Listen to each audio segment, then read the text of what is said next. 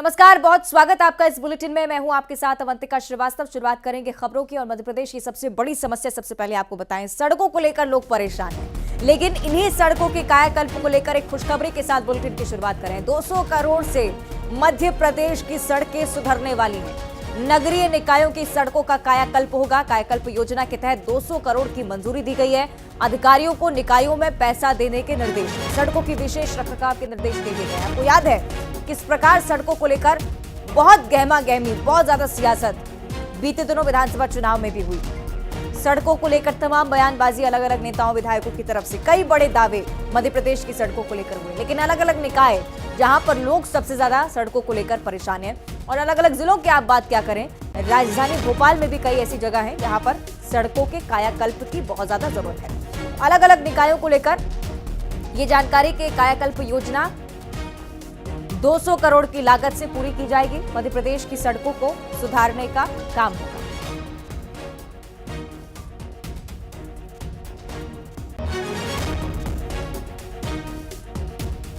तो अधिकारियों को निकायों में पैसा देने के निर्देश दिए गए हैं। उम्मीद ये भी की जा रही है कि कायाकल्प का अगर आगाज हुआ है, समापन भी बहुत जल्दी होगा। सड़कों के विशेष रखरखाव के भी निर्देश हैं। और चूंकि मध्य प्रदेश का जब जब जिक्र हुआ है, बहुत अच्छे से आप समझते हैं किस प्रकार से इस पूरे ही प्रदेश के अलग अलग जिलों में सड़कों की हालत बेहद खस्ता है। अलग अलग शिकायतें अलग अलग खबरों के रूप में हमारे साथ सामने आती हैं। लेकिन अब चूंकि अधिकारियों को निकायों में पैसा देने के निर्देश मिल चुके हैं, तो हो सकता है कि काम भी जल्दी शुरू हो। ये भी हम समझ लेते हैं। सहयोगी शैलेंद्र हमारे साथ जुड़ रहे हैं, उनका हम रुख करेंगे। शैलेंद्र, बताइएगा, मध्य प्रदेश में एक बार फिर से सड़कों के कायाकल्प की बात हो रही है, कहां तक पहुंचेगा अभियान? देखिए, बिल्कुल आपने ठीक कहा कि जिस तरीके से मध्य प्रदेश के अलग अलग हिस्सों से लगातार खराब सड़कों की तस्वीरें सामने आती हैं, और खराब सड़कें न केवल वाहन चालकों के लिए परेशानी का सबब बनती है, बल्कि स्वास्थ्य पर भी विपरीत असर डालती है। क्योंकि देखिए, मध्य प्रदेश के अलग अलग जिलों का आपने देखा AQI लेवल जो बढ़ा हुआ था, उसमें एक बड़ा कारण यह भी माना गया था कि मध्य प्रदेश की सड़कों पर धूल उड़ती रहती, जिसके चलते लोग बीमार हो रहे हैं। और यही कारण है कि मध्य प्रदेश के मुखिया डॉक्टर मोहन यादव ने साफ तौर पर निर्देश दिए कि सभी इलाकों से पिछले दिनों जिस तरीके से बैठकें आयोजित की गई थी, उसमें पता किया गया था कौन कौन सी सड़कें हैं जो खराब हालत में है, सबसे पहले किन सड़कों को ठीक किया जाना, ये पूरा खाका जो है वो तैयार किया गया था। और उसके बाद अब निर्देश दिए गए कि 200 करोड़ रुपए जो है वो अलग अलग नगरीय निकाय और जो जिले हैं उनको आवंटित किए जाने हैं, ताकि जो सड़कें वहां सबसे ज्यादा खराब है उन पर सबसे पहले काम शुरू किया जाए।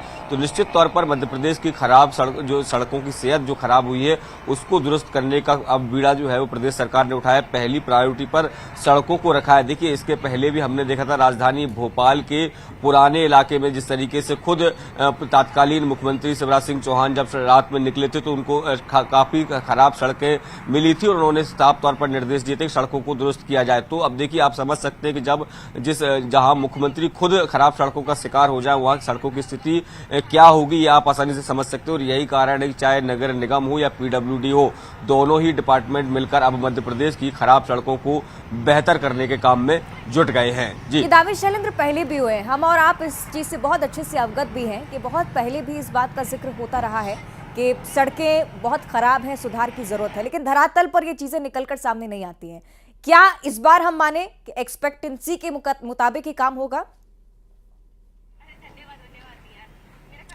देखिए, बिल्कुल आपने ठीक कहा कि जो दावे किए जाते हैं वो धरातल पर नजर नहीं आते। उसके पीछे का कारण ये है कि टेंडर तो जारी कर दिए जाते हैं, कई बार मॉनिटरिंग का अभाव भी रहता है। जो ठेकेदार सड़क निर्माण का काम कर रहा है, उस पर कम से कम 5 साल की गारंटी ली जाती है कि 5 साल तक अगर सड़कें खराब होती हैं तो बदले में उसको सड़कों दुरुस्त करना होगा। लेकिन राजधानी भोपाल या जो अन्य इलाके हम लगातार ये देखते हैं कि सड़क बनकर 1 साल भी नहीं होता और 1 साल बाद ही सड़क गड्ढों में तब्दील हो जाती है। तो ये कहीं ना कहीं मॉनिटरिंग का एक अभाव जो है वो बड़ी चूक जो है वो इसे माना जा सकता है कि देखिए, कोई भी सड़क अगर बनती है और 5 साल तक वो काम करती रहे, सही तरीके से रहे, इसके लिए आवश्यक हो जाता है कि उसमें मटेरियल अच्छा डाला जाए, उसकी मॉनिटरिंग पर्याप्त हो।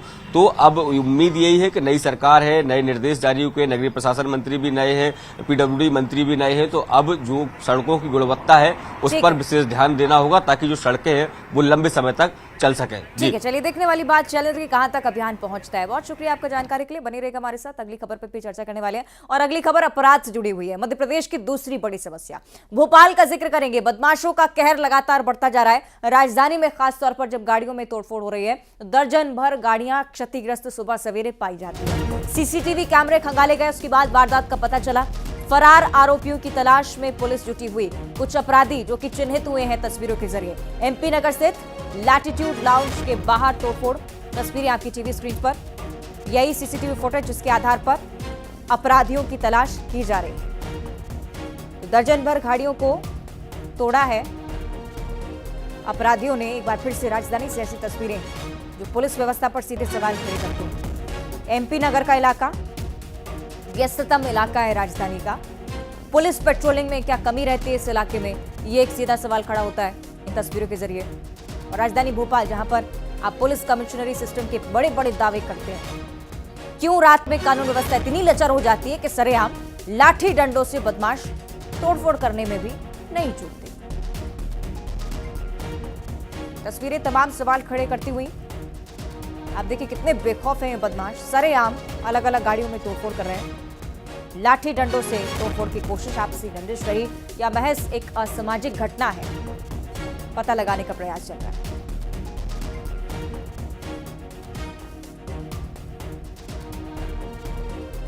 एक बार फिर हम रुक करेंगे सहयोगी शैलेंद्र भदौरिया का। शैलेंद्र, एक और ऐसी तस्वीर जिसमें तमाम सवाल खड़े होते हैं, खासतौर पर कानून व्यवस्था पर, और राजधानी भोपाल का जिक्र करें, ये भूलना नहीं है अभी। शैलेंद्र देखिए, बिल्कुल अवंतिका, मैं आपको बता दूं कि एक सप्ताह के अंदर ये तीसरा घटनाक्रम है जब बदमाशों के द्वारा इन गाड़ियों में तोड़फोड़ की गई हो। इसके पहले भी हमने देखा था कि कमला नगर थाने के इलाके में पड़ने वाले नेहरू नगर में भी एक दर्जन से अधिक गाड़ियों में तोड़फोड़ की गई थी। इसके साथ ही जहांगीराबाद इलाके में भी मामूली विवाद के चलते दो पक्षों में जो विवाद हुआ, उसके बाद सड़क किनारे जो गाड़ियां खड़ी थी उनमें बदमाशों के द्वारा तोड़फोड़ की गई थी। और अब ये जो घटनाक्रम सामने आया है राजधानी भोपाल के सबसे पॉश इलाकों में शुमार एमपी नगर का ये पूरा घटनाक्रम है। बताया जा रहा है कि एक लाउंज है, निजी लाउंज, उसके बाहर जो गाड़ियां खड़ी थी उन पर जो है वो लाठी डंडों से वार किया गया। कई गाड़ियों के कांच तोड़ दिए गए, कई गाड़ियों के अन्य पार्ट्स तोड़े गए और ये घटनाक्रम पूरी तरीके से सीसीटीवी में कैद हुआ है। तो बिल्कुल ये कहिए कि राजधानी के पॉश इलाके में भी अगर बदमाश इस तरीके से बेखौफ है, जो लोग कोई गाड़ियों में तोड़फोड़ कर रहे हैं, और कई गाड़ियां तो ऐसी थी कि उसमें लोग सवार थे, लोग सवार वहां पर मौजूद थे और उस दौरान जो है वो ये लाठी डंडे के जरिए जो है वो गाड़ियों को तोड़ने का काम किया गया। तो ये बताता है किस तरीके से राजधानी भोपाल में बदमाश जो है वो बेखौफ है। और पुलिस केवल एक बात कहती है कि आरोपियों की तलाश की जा रही है, सीसीटीवी के माध्यम से आरोपियों की पता किया जाएगा कि आखिर कौन लोग और उसके पीछे कारण क्या है। देखिए, मध्य प्रदेश में की बात करूं तो राजधानी में लगातार गश्त की बात कही जाती है कि पुलिस जो है वो लगातार गश्त करती है, उस तरह के असामाजिक तत्वों को पकड़ने का काम का दावा जो है। तमाम दावे, दूसरी तरफ अपराध की लगातार निकलती तस्वीरें, देखने वाली बात की कब तक धरपकड़ होती है। बहुत शुक्रिया आपका शैलेंद्र, जानकारी साझा करने के लिए। राजधानी भोपाल का जिक्र करें, अगली खबर भी इसी से जुड़ी हुई। भोपाल के नटवर लाल को लेकर आपको जानकारी देते हैं। इन्वेस्टमेंट के नाम पर 5 करोड़ की धोखाधड़ी हुई, पैसा डबल करने का लालच दिया गया, 130 लोगों को धोखाधड़ी का शिकार बनाया गया। हॉस्पिटल में इलेक्ट्रिक उपकरण रिपेयरिंग का काम करने वाला एक व्यक्ति कैसे ठग बना, इस बारे में पूरा मामला। अस्पताल के कर्मचारियों, आसपास के लोगों को शिकार बनाया गया। पोर्टल में पैसा इन्वेस्टमेंट के नाम पर झांसा दिया जाता था। 1 लाख रुपए इन्वेस्ट करने पर 6 महीने में पैसा डबल करके दिया जाएगा, ये लालच दिया करता था। भोपाल में ये पूरा मामला उजागर हुआ। जैसे इन लोगों को पता चला कि ठगी हुई है, फौरन पुलिस के पास पहुंचे और अब इस अपराधी की तलाश की जा रही है।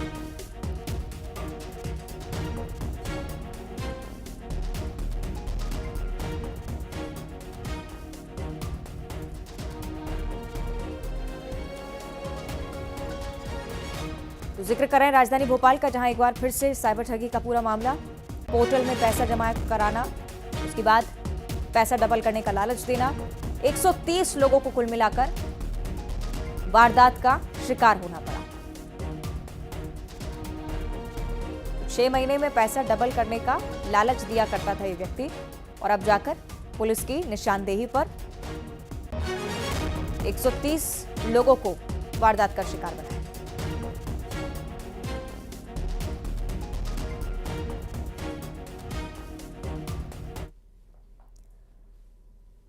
और पूरे देश में आज मकर संक्रांति का पर्व मनाया जा रहा है, इसलिए आज ये खबर सुनना आपके लिए बहुत महत्वपूर्ण। चाइनीज मांझे का अगर आप इस्तेमाल कर रहे हैं तो सतर्क हो जाइए।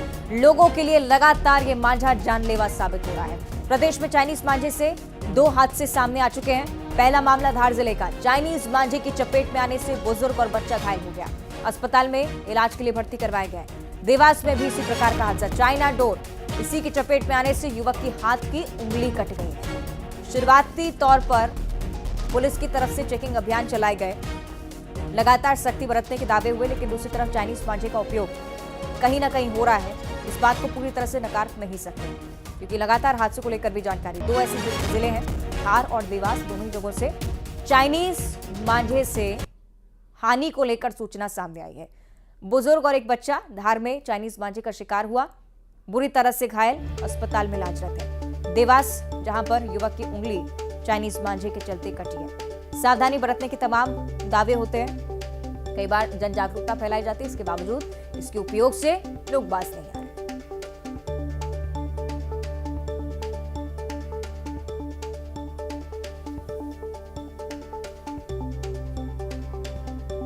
तो ये 2 तस्वीरें आपकी टीवी स्क्रीन पर, दोनों अलग अलग मामले, लेकिन मध्य प्रदेश के जिलों से सामने आते हुए मुख्यमंत्री की तरफ से भी सतर्कता बरतने के लिए निर्देशित किया था।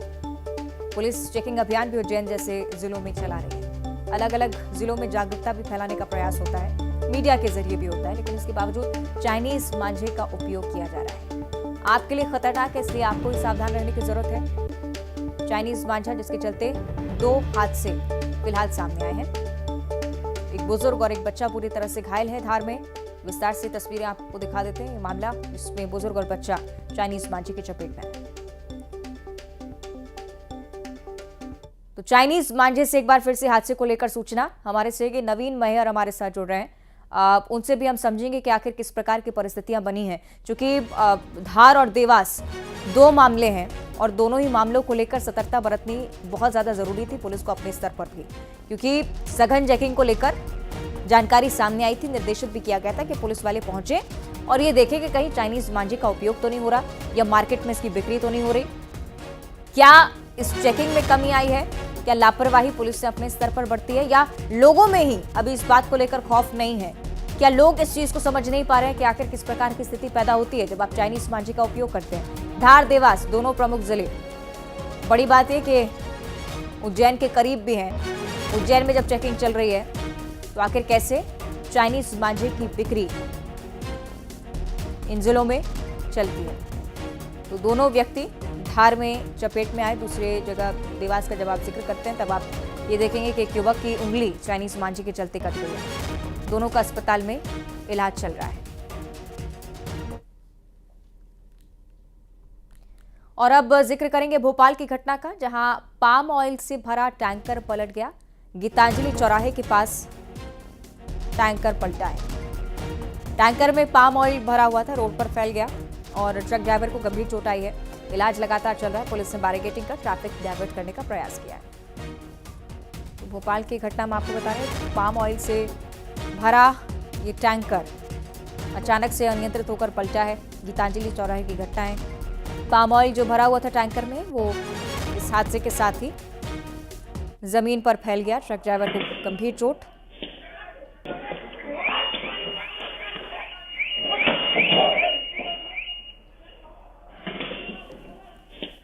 इलाज लगातार जारी है। पुलिस ने बैरिकेडिंग कर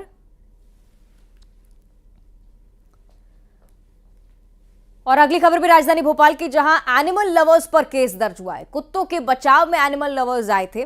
डॉग बाइट की घटना आपने कई बार सुनी है, इसे लेकर जब निगम की तरफ से कार्रवाई की गई थी तब एनिमल लवर्स इस कार्रवाई में अड़ंगा बन रहे थे। डॉग बाइट में कार्रवाई के दौरान विवाद भी हुआ। नगर निगम की टीम से विवाद करने पर यह हट जाना। कलेक्टर के आदेश पर एनिमल लवर्स पर केस दर्ज हो चुका है। सरकारी काम में बाधा डालने के आरोप और इसी मामले में एफआईआर दर्ज की गई है।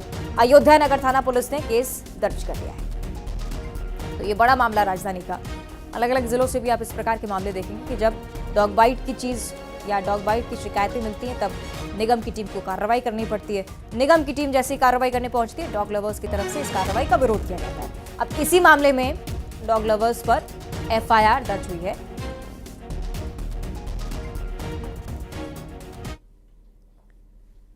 उज्जैन का जिक्र करेंगे, जहां राहगिरी आनंदोत्सव की शुरुआत हो चुकी है। सीएम डॉक्टर मोहन यादव ने उत्सव की घंटी बजाकर शुरुआत की।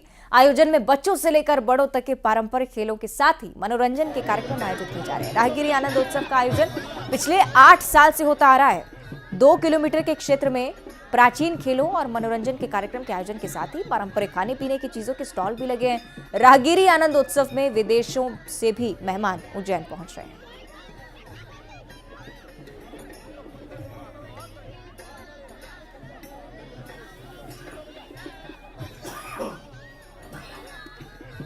कल की तस्वीरें हम आपको दिखा रहे हैं राहगिरी आनंदोत्सव, जिसमें खुद मुख्यमंत्री की तरफ से शिरकत की गई। खास बात यह कि जब उज्जैन पहुंचे मुखिया, उज्जैन की जनता ने घेर लिया। उस समय की तस्वीरें हम आपको दिखा रहे हैं जब घंटी बजाकर इस आनंदोत्सव का शुभारंभ, और इतनी बड़ी संख्या में लोग डॉक्टर मोहन यादव से मिलने के लिए पहुंचे। भारी संख्या में आपको मौजूदगी लोगों की देखने को मिलेगी। विदेशी सैलानी भी इस आनंद उत्सव का लुत्फ उठाते नजर आए।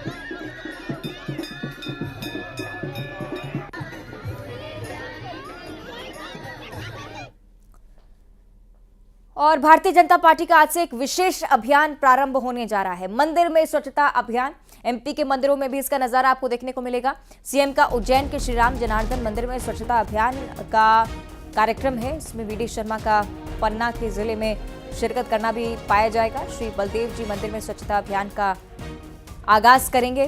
कैलाश विजयवर्गीय इंदौर के श्री विद्याधाम मंदिर में स्वच्छता अभियान का आगाज करने वाले हैं। प्रहलाद पटेल विदिशा के खाटू श्याम मंदिर की जिम्मेदारी दी गई है।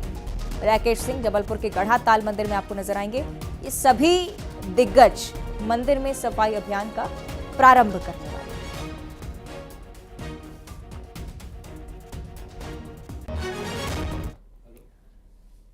और कांग्रेस के लिए भी आज का दिन बेहद खास, क्योंकि राहुल गांधी की आज से एक नई यात्रा शुरू हो रही है, भारत जोड़ो न्याय यात्रा, जिसका जिक्र बहुत लंबे समय से चलता आ रहा है। मणिपुर से यात्रा का आगाज होना है। दिग्विजय सिंह भी यात्रा के शुभारंभ में शामिल होंगे।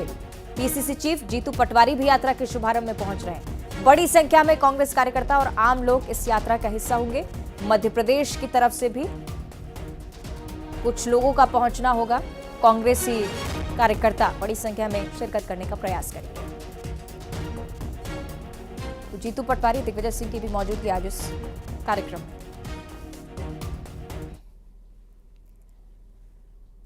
और इंदौर का जिक्र करेंगे। भारत और अफगानिस्तान के बीच 3 मैचों की T20 सीरीज का दूसरा मुकाबला आज इंदौर में है। इंदौर के होलकर स्टेडियम में मुकाबला आज शाम 7 बजे से। दोनों टीमें इंदौर में पहली बार आमने सामने होंगी। भारतीय टीम पहले T20 मैच में 6 विकेट से जीतकर सीरीज में 1-0 से आगे है। टीम इंडिया आज का मैच जीतकर सीरीज पर कब्जा जमाने के लिए उतरेगी। अफगान टीम, जिनकी एक कोशिश रहेगी कि सीरीज को बराबरी पर ला सके। मैच को लेकर इंदौर में सुरक्षा के पुख्ता इंतजाम। क्रिकेट प्रेमियों में भारी खुशी।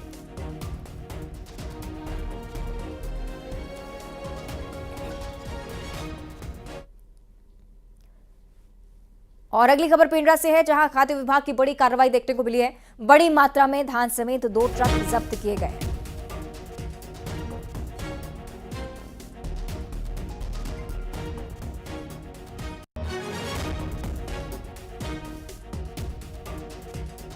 पेंड्रा का जिक्र करें, बड़ी मात्रा में धान समेत 2 ट्रक जब्त। खाद्य विभाग ने 7800 बोरी यानी कि 7800 बोरियां धान की जब्त की हैं। साई एग्रो कस्टम मिलिंग से धान रखा गया था। लरकेनी में अवैध रूप से धान खपाने का प्रयास था। मरवाही थाना क्षेत्र के लरकेनी में कार्रवाई को अंजाम दिया गया।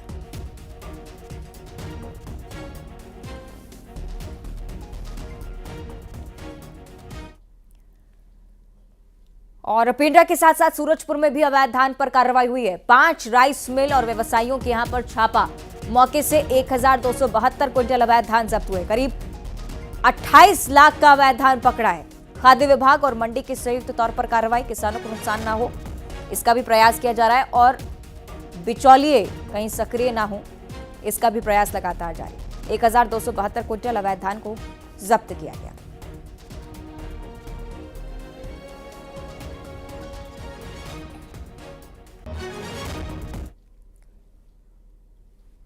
और अगली खबर जांजगीर चांपा से, जहां नौकरी दिलाने के नाम पर ठगी हुई है। बिजली विभाग में नौकरी दिलाने का झांसा दिया जा रहा था। पुलिस ने 2 आरोपियों को इसी के चलते गिरफ्तार कर लिया है। 2 लोगों से 21 लाख रुपए ऐंठ लिए। साइबर सेल और पामगढ़ पुलिस की तरफ से कार्रवाई। ग्रेड 3 और प्यून की नौकरी दिलाने का झांसा था। 21 लाख रुपए दे भी दिए गए थे। जब पुलिस के पास मामला पहुंचा तो दोनों ही आरोपियों को पकड़ा गया।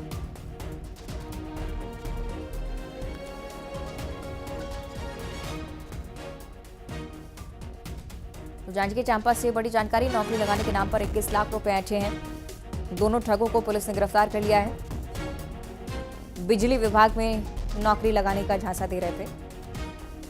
ग्रेड 3 और प्यून की नौकरी लगवा देंगे, 21 लाख रुपए आप हमें दे दीजिए, ये बात ठगों की तरफ से गई।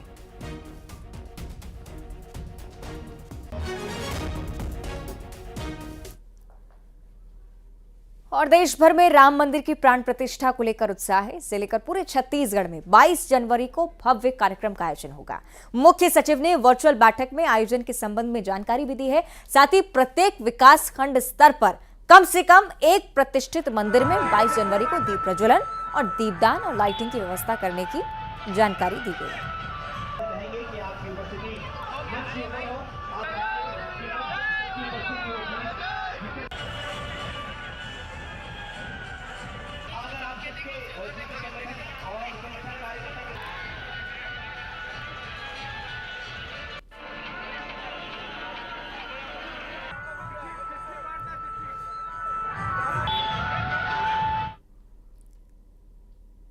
और अब देखिए टॉप 20 खबर।